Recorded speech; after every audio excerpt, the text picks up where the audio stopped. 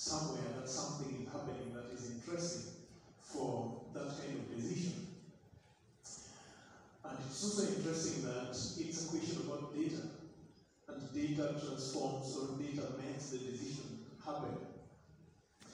But see, this raw data is actually useless without something that they have to do to make it useful for that decision.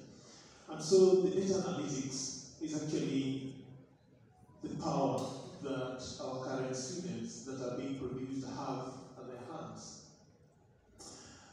Now, take a slight step back and look at the imagery as one key data set that we use. I'm trying to imagine the kind of information that we are able to extract from imagery. Now, think about the decisions that government are doing now. We're talking about climate change, as I've been mentioned. We're talking about food security or scarcity. We're talking about disasters, floods, and everything else that are happening.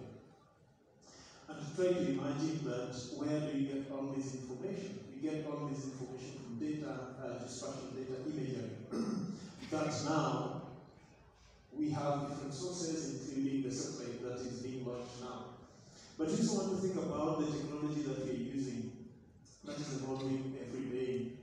And you realize that different tools, different innovations are coming in, and students here are also partaking into them. You have the artificial intelligence being mentioned by Prof, the machine learning, deep learning, and many other things using IoT devices and many others that are helping us to go from the traditional ways that we were giving an example, we are doing image supervised classification, for example, to now that we use very interesting algorithms in the machine learning world to be able to give us information almost instantly.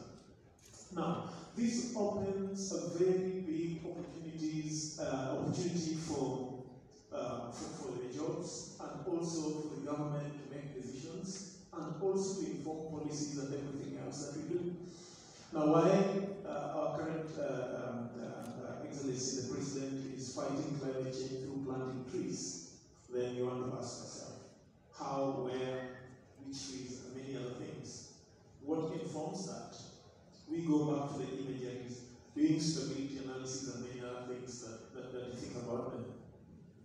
Is the government sufficient, or is the government alone able to do all this? And then you realize that immediately the collaboration with the private sector comes in handy, that government has to work with the private sector and academia to bring a complete, powerful duo, like we call it a trio, that makes everything else work.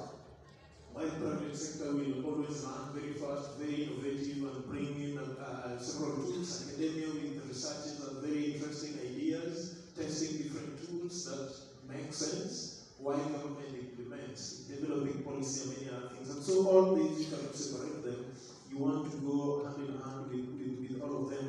And this creates very big doors of opportunities to all of us, to innovators, to students, to the industry, and even to the government at the end of the day.